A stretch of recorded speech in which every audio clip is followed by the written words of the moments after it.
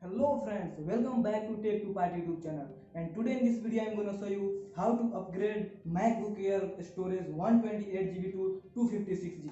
So after I start this video I ask you something, that please subscribe to my channel and also like this video. Let's start.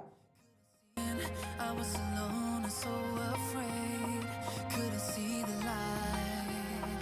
No,